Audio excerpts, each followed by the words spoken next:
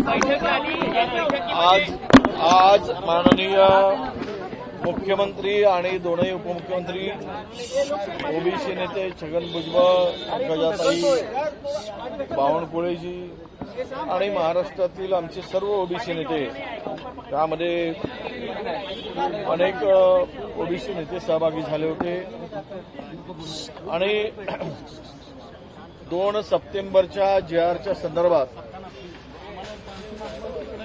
जो मराठा समाज मोठ्या प्रमाणामध्ये समाजाचं ओबीसीकरण, कुणबीकरण करण्याचा जो JR काढला, त्या JRवर आणि ओबीसीच्या अनेक महत्वाच्या मुद्द्यावर चर्चा झाली. अनेक नेत्यांनी त्या ठिकाणी आपली भूमिका मांडली. भुजबळ साहेबांनी मांडली, पंकजाताईंनी मांडली, आमचे आमचे शेंडगे साहेब त्यांनी पण मांडली. आणि यामध्ये आम्हाला सरकारकडून सकारात्मक यावर चर्चेचा शेवट व्हावा, सकारात्मक चर्चा होईल आणि जो ओबीसी समाज आज फार मोठ्या या JRमुळे अडचणीत आलेला आहे, त्याचं अस्तित्व संपण्याच्या मार्गावर आहे. आणि आता मराठवाड्यातील तर अनेक जिल्ह्यामध्ये कायदा सुव्यवस्थेचा फार मोठा प्रश्न निर्माण झालेला आहे. अनेक समाज एकमेकाच्या विरुद्ध आता उभा होताना दिसतो आहे. काल परवा 30 तारखेला कुठला जिल्हा तो आपला हिंगोली जिल्ह्यातील एका गावामध्ये वेलतुरा गावात वंजारी समाजाच्या लोकांनी देवी विसर्जनाचं कार्य मिरवणूक निघत सुरू असताना बरोबर मिरवणूक गावाच्या मध्यभागी आला असताना प्रचंड आणि त्यामध्ये गोपीनाथजी मुंडे साहेबांचं गाणं सुरू होतं, त्यांच्यावर गीत सुरू होता. एवढ्या कारणावरून 12 लोकांना झोडपून काढलं, लाट्याकाट्यांनी, महिला सुद्धा सोडल्या नाही आणि त्यातील 2 गंभीररित्या जखमी झाले. अशा प्रकारची स्थिती राज्यामध्ये अनेक ठिकाणी आहे. डोकं फोडली जात आहेत बहुजनांचे, ओबीसीचे विशेष करून, आणि समाजामध्ये प्रचंड अशी दरी निर्माण करण्याचं काम या JRमुळे होत आहे. हे आम्ही मुख्यमंत्र्यांच्या निदर्शनास आणून दिलं. हा JR काढत असताना कुठेही 2002चा JR आणि त्यानंतर 2012 म्हणजे त्यामध्ये रूल्स जे तयार झाले, त्या रूल्स कुठेही या JRमध्ये फॉलो करताना किंवा पाडताना दिसले नाहीत. त्या JRमध्ये त्या रूल्सचा कुठेही उल्लेख सुद्धा केलेला नाही. आणि ज्या गोष्टी म्हणजे पळवाटा पूर्णतः ठेवण्यासाठी त्यांना कुठल्या ना कुठल्या मार्गातून जाऊन ते प्रमाणपत्र मिळेल अशा प्रकारची व्यवस्था त्या JRमध्ये आहे. स्थानिक चौकशी अहवालामध्ये ज्या गोष्टीचा समावेश केला आहे त्यातून सरळ सरळ पूर्ण वंशावळीला त्याचा लाभ होईल अशा प्रकारचा विषय त्या ठिकाणी आम्ही मांडला. आमचे ससाने जे अॅडव्होकेट आहेत त्यांनी मुद्देसूद अभ्यासपूर्वक ते मांडणी केली आणि आम्ही सांगितलं की 2 सप्टेंबरचा JR रद्द करा. मी पण मागणी केली आणि पंकजाताईंनी सुद्धा मागणी केली की 2014 पासून मराठ्यांना किती ओबीसी प्रमाणपत्र दिलेत, कुणबी प्रमाणपत्र दिलेत, त्याची श्वेतपत्रिका काढा, ही सुद्धा मागणी केली. इतर मागण्या भरपूर होत्या, पण आम्ही त्या मागण्यावर जोर नव्हता, कारण आमच्या हक्काचं संरक्षण पहिले करणं हे आमचं काम होतं. पण यामध्ये मुख्यमंत्र्यांनी जे काही आम्हाला त्या जी.आरच्या संदर्भात सविस्तर माहिती देत असताना आमचं समाधान करण्याचा प्रयत्न केला आणि विनंती केली की तुमचा 10 होणारा पुढचा जो मोर्चा आहे तो मोर्चा रद्द करायची विनंती केली. मी मुख्यमंत्र्यांना विनंती करतो आहे की आमची पुन्हा तिथेही विनंती केली आणि मी इथेही विनंती करतो आहे. तुम्ही म्हणालात की आमचा डीएनए हा ओबीसी आहे. माझी विनंती आहे की तो 2 सप्टेंबरचा जी.आर रद्द करा आणि 10 सप्टेंबरपर्यंत आम्हाला 10 ऑक्टोबरपर्यंत आमचा मोर्चा 10 ऑक्टोबरला होणार आहे आणि 10 ऑक्टोबरला तो निर्णय घेऊन तुमचा प्रतिनिधी घेऊन मोर्चात पाठवा, श्वेतपत्रिका काढून, आणि तो 2 सप्टेंबरचा जी.आर रद्द करून मोर्चात पाठवा. मोर्चामध्ये आम्ही त्यांचं स्वागत करू, येणाऱ्या प्रतिनिधींचं, आणि सरकारने घेतलेला निर्णय त्याचंही स्वागत करू. पण आम्ही सर्व सकल ओबीसी महामोर्चानी ठरवलं आहे की 10 ऑक्टोबरचा मोर्चा काढायचा आणि 10 ऑक्टोबरच्या मोर्चामध्ये लोकांच्या मनामध्ये, आमच्या ओबीसी बांधवांच्या मनामध्ये जो संताप आहे, जो राग आहे, तो उद्ध्वस्त होताना पाहतोय, त्या सगळ्यामध्ये त्यांनी महाराष्ट्रातील ओबीसी समाज त्या ठिकाणी येणार आहे. आणि जर काही मुख्यमंत्र्यांना आणि सरकारला विशेष करून जर वाटत असेल तर त्यांनी तो सकारात्मक निर्णय घ्यावा. 10 ऑक्टोबरपर्यंत मुदत आहे, पण मोर्चांची विनंती केली. आम्ही आता तो मोर्चा काढण्याचा निर्णय आमचा आहे, आम्ही घेतलेला आहे. आणि तोपर्यंत जो अवधी आहे, कोर्ट काही सबज्युडिशरी आहे म्हणून त्यामध्ये आम्हाला काही बदल करता येत नाही वगैरे वगैरे, न्यायप्रविष्ट मामला असल्यामुळं तर आम्हाला काही जी.आरला वगैरे बदलता येत नाही वगैरे म्हणताय, तोपर्यंत त्यांना संधी आहे. खरं तर ते आता कोर्टात, हायकोर्टामध्ये अजून ऍडमिशन सुद्धा झालेलं नाही. आता ते प्राथमिक काय म्हणतो त्याला, त्या स्टेजला आहे, प्रायमरी स्टेजला ही स्थिती त्या ठिकाणी आता आहे. कदाचित या सगळ्या संदर्भात पुन्हा 2-3 हिअरिंग होतील आणि मग सरकारचं एफिडेव्हिट त्या ठिकाणी जाईल. तर एफिडेव्हिट सरकारचं जाईल, तो पब्लिश होईल. सरकारची भूमिका सकारात्मक आहे का हे त्या ठिकाणी दिसल्यानंतर सकल ओबीसी समाज त्या संदर्भातला निर्णय ज्यावेळेस भूमिका होईल तो घेईल. पण आज आम्ही हा मोर्चा 10 ऑक्टोबरचा काढायचा निर्णय आमच्या सगळ्या समाज बांधवांनी, ओबीसीच्या सर्व नेत्यांनी घेतलेला आहे. आजच्या बैठकीत काही ठोस निर्णय झालाय का? कारण की तुम्ही वेगवेगळे प्रश्न मांडले सगळ्या नेत्यांनी, मुख्यमंत्र्यांनी काही ठोस निर्णय घेतलाय का आजच्या बैठकीत, की फक्त तुमचे म्हणणे ऐकून घेतलं त्यांनी? आमचं म्हणणं अनेक नेत्यांचं ऐकून घेतलं. ठोस असं काही म्हणता येत नाही. केवळ त्या जी.आरचे काय परिणाम वाईट होणार नाही ओबीसीवर एवढंच काही त्यामध्ये त्यांनी सांगितलं. म्हणजे या जी.आरमुळे कुठल्याही ओबीसीचं नुकसान होणार नाही किंवा पितृसत्ता जी आहे तेच लागू राहील. पण त्यात ते जी.आरचा पूर्ण जी.आर आणि ते अहवाल, चौकशी अहवाल तो खालच्या लोकांनी, तलाठी, ग्रामसेवक आणि कृषी सहाय्यकांनी जो द्यायचा आहे तो त्या ठिकाणी त्याला कुठेही अधिकार नसताना एकदम गाव पातळीवरच्या लोकांना तो अधिकार देऊन टाकला.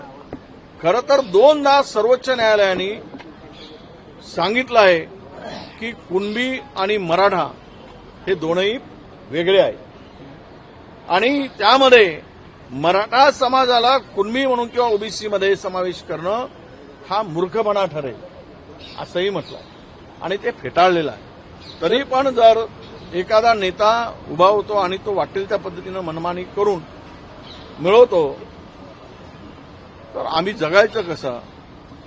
आमच्या लोकांनी 12 लोकांनी ओबीसीची आत्महत्या केली, त्यांचं कुटुंब उद्ध्वस्त झाला. हे आरक्षण आता आमचं संपलं म्हणून कयो तरुण, तिथे कायदा सुव्यवस्थेचा विषय येत नाही का? कोणी जर मुंबईत येऊन कायदा सुव्यवस्थेचा धमकी देतो तर मग सरकारने याही संदर्भात सकारात्मक निर्णय घेण्याची अपेक्षा होती. त्यांच्या कुटुंबाला मदत करण्याची काही भूमिका जाहीर करण्याची आवश्यकता होती. जे ओबीसीसाठी बलिदान दिलेत, आम्ही म्हणतो की शहीद झालेत ओबीसी समाजाच्या हक्क वाचवण्यासाठी, पण तशी काही कुठलीही भूमिका दिसली नाही. सर, खोटी प्रमाणपत्र देखील तयार केली जातात, अशा घटना देखील समोर आल्या. त्यांच्या प्रचंड अधिकाऱ्यांवर कारवाई केली जाईल असं म्हणतात, पण अधिकारी हे खोटी प्रमाणपत्र कशी काय तयार करू शकतात आणि का करतात? खरं म्हणजे खोटी प्रमाणपत्र देण्याची हिंमत ही आली कुठं? ती या जीआरमुळे आली. हा जीआर जर बदलला तर तो पाळीच येणार नाही. म्हणजे एकदा काय ते बोकड कापायचं आणि मग हळहळ करायची व्यक्त, माणसाला मारायचं, अरे रे बेकार मारलो म्हणायचं, याला काय अर्थ आहे का? तुम्ही तो जीआर बदला ना. मूळ तिथूनच याची सुरुवात झालेली आहे. आणि त्यामुळं मला वाटतं की यावर जे खोटी काही प्रमाणपत्र दिली ती कायदेशीर कारवाई वगैरे वगैरे. आता अनेक नेते आहेत ज्यांनी प्रमाणपत्र घेऊन आमदार खासदार झाले आहेत, त्यांनी ते कोर्टात चॅलेंज देत राहिलेत, हायकोर्ट, सुप्रीम कोर्ट. तर त्यामुळं त्यातून काही एकदा सर्टिफिकेट दिली की त्यामध्ये त्याला पळवाटेसाठी आणि वेळ मारून नेण्यासाठी भरपूर स्कोप आहे, भरपूर वेळ आहे. तो ते करत असतो, त्याचा राजकीय फायदा घेत असतो. आणि उद्या या जीआरमुळे मला मी जबाबदारीनं सांगेल की मायक्रो ओबीसी आणि इतर ओबीसी स्थानिक स्वराज्य संस्थांच्या मधून हद्दपार झालेला दिसेल. तो नगर परिषदेमध्ये दिसणार नाही, जिल्हा परिषदेमध्ये दिसणार नाही, महानगरपालिकेमध्ये दिसणार नाही. त्याचं अस्तित्व संपलेलं दिसेल, हे सुद्धा आम्ही सांगितलं. मनोज जरांगे पाटील म्हणतात की जर तुम्ही ह्या शासन निर्णयाला हात घालत असाल तर आम्ही थेट तुमचं 1994ला जे ओबीसी समाजाला दिलेला आरक्षणाचा निर्णय आहे त्याला कोर्टात चॅलेंज करू, असं ते थेट ओबीसींना आव्हान देतात. ऑलरेडी त्यांनी त्याला चॅलेंज केलेलं आहे. त्याच्यावर मला वाटतं अजून निर्णय कुठलाही झालेला नाही. ती सगळी बाब न्यायालयाच्याकडे प्रलंबित आहे. परंतु चॅलेंज करण्याची भाषा सातत्यानं दिली जाते आणि जरांगे पाटील असं देखील म्हणतात की जी सारखी आडनावं आहेत त्यांना देखील आता कोणतं प्रमाणपत्र दिलं जावं, अशा पद्धतीची एक वेगळीच मागणी त्यांच्याकडून होती. नाही, आता सारखी आडनावाची अनेक माणसं आहेत. एससी मध्ये आहेत, एसटी मध्ये आहेत, ओपन मध्ये पण आहेत आणि हे सगळ्या जातीमध्ये आहेत. म्हणजे एक आडनावाची माणसं 10 जातीमध्ये भेटतील तर 10 जातींना तुम्ही प्रमाणपत्र द्या असं जरांगे पाटलांना म्हणायचं आहे का? त्याचा अर्थ तो निघतो आहे. त्यामुळे ते ठोकत आहेत आणि धमकी देत आहेत. आणि जो त्यांना आम्ही काहीच म्हणत नाही आहोत. तुम्ही मराठा समाजासाठी मागण्यासाठी रस्त्यावर उतरलात, तुम्हाला मिळालं पाहिजे, तुम्हाला दिलं गेलं, ईडब्ल्यूएस मधून दिलं. तुम्हाला तुमच्यासाठी शिंदे सरकार होतं त्यावेळेस ईसीबीसी मधून दिलं. पण तुमचं समाधान होत आहे, तुम्हाला ओबीसी मधूनच पाहिजे. त्यावेळेस ओबीसी समाजातून जर पाहिजे तर आमच्या संख्येनुसार आम्हाला ते मिळत नाही. आमच्याकडेच एवढी गर्दी आहे, 450 जातींची, 374 जाती आहेत. आणि तिथेही इतकी वाईट अवस्था असताना पुन्हा अधिकच्या लोकांना यामध्ये समावेश केल्यावर आमच्या हातात काय शिल्लक राहील? पैलवान सगळे घेऊन जातील आणि कुपोषित बालकं उपाशी मरतील, ही आमची स्थिती होईल. आणि म्हणून तेच आम्ही मुख्यमंत्री मोदयांच्या लक्षात आणून नेलं. सर, 2 दिवसांपूर्वी ठाण्याच्या एका वरिष्ठ अधिकाऱ्याला दोन दिवसांपूर्वी ठाणा पालिकेच्या उपायुक्तांना 35 लाखांची लाच घेताना अटक करण्यात आली. ज्या जागेवर ते होते ती अतिशय क्लीन पोस्टिंग समजली जाते. कित्येक कोटींची बोली देखील लागते. मोठा भ्रष्टाचार ठाणा महापालिकेचा आता आरोप होता. ठाणा तर आता भेटला म्हणून ठाणा, नाहीतर सगळीकडेच महाराष्ट्रामध्येच भ्रष्टाचाराला सीमा उरली नाही. कोणाचंही कोणावर बंधन राहिलेलं नाही. तुम भी खाओ हम भी खाएंगे, तुम भी चूप हम भी चूप, असं सगळं चाललेलं आहे. त्यामुळे ते एक प्रकरणावरून काही बोलायची गरज नाही. सगळीकडेच भ्रष्टाचाराची बजबजपुरी झाली आहे. नेताओं का प्रतिनिधिमंडल जो है वो मुख्यमंत्री से मिलने के लिए पहुंचा था. क्या कुछ बातचीत हुई है? आप लोग सेटिस्फाइड है क्या मीटिंग में? नहीं, देखिए ये मीटिंग जो मुख्यमंत्री जी ने रखी थी, इसमें बहुत सारे लीडर्स आए थे और हमारे ओबीसी के नेता और उसके बारे में जो हमारे लॉयर भी थे, उस बारे में जो ये ओबीसी के ऊपर अध्ययन करने वाले एक्सपर्ट भी थे और हमने सबने मिलकर मुख्यमंत्री जी के बुलाने से हम लोग आज मीटिंग में आए. बहुत सारी चर्चा हुई. चर्चा में हमने यही कहा था कि 2 सितंबर का जीआर ये रद्द करो और जितना 2015 से अभी तक मराठा समाज को कुणबी ओबीसी प्रमाण पत्र दिया है, उसके बारे में श्वेत पत्रिका निकालो. ये मेरी भी मांग थी और पंकजा ताई मुंडे ने भी किया. फिर भी सरकार की ओर से एक मंत्री बोलने के बाद भी कोई सकारात्मक आंसर नहीं मिला. तो और भुजबल साहब ने भी इस बारे में ये जो पूरा कैसे कैसे ये जीआर के माध्यम से ओबीसी के ऊपर अन्याय हो रहा है, नुकसान हो रहा है, ये भी बताया. हमने जो मांगे रखी थी उस बारे में उन्होंने इतना ही कहा कि ये जीआर से ओबीसी का कोई नुकसान होने वाला नहीं और कोर्ट में ये मामला अपनी हाई कोर्ट में प्रलंबित है, सब जुडिशरी है. तो ये सब जुडिशरी होने के बाद जब तक इस बारे में हम लोग हमारा एफिडेविट आप पढ़ोगे तो एफिडेविट से आपको पता चलेगा कि सरकार की भूमिका क्या है. और ये बोलने के बाद अभी तो वहां पे हमारे एडमिन भी नहीं हुई. तो अभी एडमिन नहीं होने से ये बारे में और 2-3 तारीख लगेगी. तब तक तो दाखिले का सिलसिला जारी रहेगा. और ऐसे में आज जो मराठवाड़ा से लेकर तो पूरे महाराष्ट्र में ओबीसी समाज के खिलाफ मराठा समाज खड़ा करने का काम हुआ है, आपस में लड़ाने का काम हुआ है. एक दूसरे का सर फोड़ रहे, एक दूसरे के ऊपर हमला कर रहे. गांव में जीना मुश्किल हो चुका है. कोई किसी के दर पे नहीं जाता है और स्कूल से भी बच्चों को निकालने का काम शुरू हुआ है.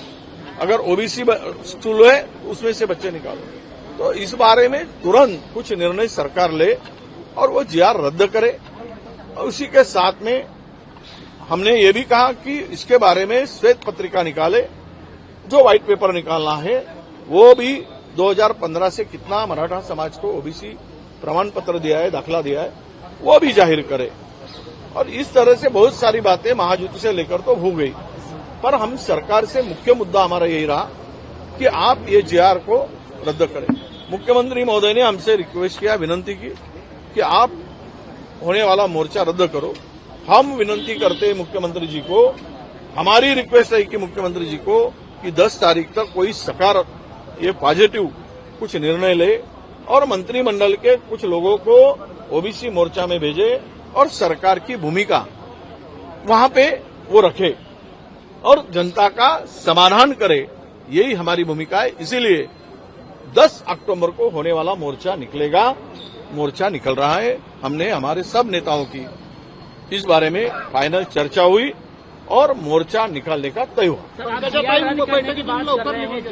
नाही, बैठकीत तो पूर्णपर्यंत बसल्या होत्या. पंकजा मुंडे श्वेत पत्र लाने की बात कर रही है, लेकिन जरांगे पाटिल ये कहते हैं कि अगर कुछ ऐसा हुआ तो ओबीसी नेता हैं, चाहे पंकजा मुंडे हो, धनंजय मुंडे हो, वो एक ये कह रहे हैं कि हमसे उलझने की कोशिश ना करें, नहीं तो परिणाम जो है वो बहुत बुरा होगा भविष्य में. नहीं, ठीक है ना, वो उनको अकेले को रहने दो. हम लोग सब जाए दो, अरबी समुद्र में डाल दो बोलना हमको. हमको डाल दो, धक्का मार दो पूरे आके तुम हमको. नहीं तो हमारे लिए कब्र खोद दो, हम लोग उसमें खड्डे में डाल दो. तुम ही जिंदा रहो, सब कुछ तुम ही ले लो. हम लोग भीख मांगते रहेंगे, हम लोग रास्ते पर नंगे घूमेंगे तो उसको खुशी होगी, वो झूमेगा आनंद से. यही करेंगे और क्या होगा, क्योंकि ताकत उनके हाथ में है. सत्ता है, पावर है, पैसा है, संपत्ति है, कारखाना है, इंडस्ट्री है, स्कूल है, सब कुछ है. तो वो तो सब कर सकते हैं. हाथ में लाठी है, तलवार है, सब कुछ है. हमारे हाथ में क्या है, कुछ नहीं है. नहीं, लेकिन आपने इस बात से अवगत कराया क्या मुख्यमंत्री को? सब बातें अवगत कराया. हर क्या क्या हो रहा है और क्या क्या बोला जा रहा है, कैसे धमकाया जा रहा है, हम सब बातों से अवगत कराया।